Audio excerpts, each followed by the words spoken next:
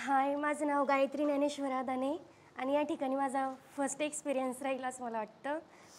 तर कवितेला सुरुवात करण्यापूर्वी मी एक शायरी म्हणते.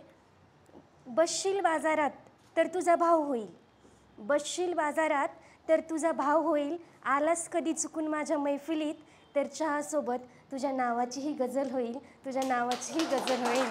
आणि एक दुसरी लील होती. दर्द को इतनी इजाज़त ना दे, दर्द को इतनी इजाज़त ना दे कि ओ दर्द तुझको दर्द दे. जिस दिन ओ दर्द तुमको दर्द दे, उस दिन उस दर्द को इतना दर्द दे कि फिर ओ दर्द किसी और को दर्द ना दे, फिर ओ दर्द किसी और को दर्द ना दे. थँक्यू. ठीक आहे. आणि नंतर आता एक पांढरं सोनं म्हणून मी कविता लिहिली नुकतीच. तर ती कविता म्हणजे शेतकऱ्याच्या वास्तव्यावरती आधारित आहे. तर पांढऱ्या सोन्याचं स्वप्नमणी धरलं, पांढऱ्या सोन्याचं स्वप्नमणी धरलं, काळ्या आईच्या उदरात बियाणं पेरलं. नांगर, रोट्या, आवताच्या फाट्या, गणित नाही जुळलं, DAP, पोटॅश, 10-26-26 कृषी केंद्रावरच कंबरडं मोडलं. काळ्या पावसानं रान सारं गाभटलं, काळ्या पावसानं रान सारं गाभटलं, काळ्या आईच्या उदरात बियाणं बुरसाटलं. फुलं, पातं, कैरी धुळीनं सारं झोपाटलं, राहिलं सायलं बोंडाळीनं खाल्लं.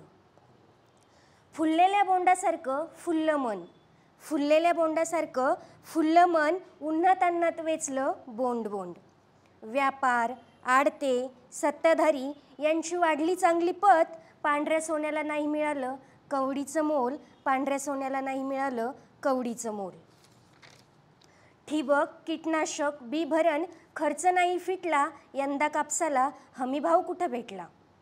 सोने चमकणार की शेतकरी मरणार, प्रश्न यथोचित राहिला, कर्जाच्या अग्नीने शेतकरी मात्र चांगलाच होरपळला, कर्जाच्या अग्नीने शेतकरी मात्र चांगलाच होरपळला. दारिद्र्य दुःखाचे दर्शन लय झाले, दारिद्र्य दुःखाचे दर्शन लय झाले, अतिवृष्टीने पण देण्यावस्थेत नेले. मंगळसूत्र विकून देवा दवाखाने खूप केले, 4 वर्षाचे पोर माझे व्हेंटिलेटर वाचून मेले, 4 वर्षाचे पोर माझे व्हेंटिलेटर वाचून मेले.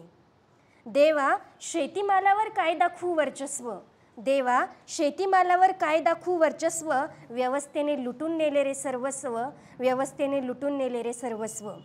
कोणतं पीक कोणता पीक विमा, कोणतं पीक कोणता पीक विमा, सांगणारे बेवारस प्रेतावर कधी होतो का पंचनामा, बेवारस प्रेतावर कधी होतो का पंचनामा. थँक्यू.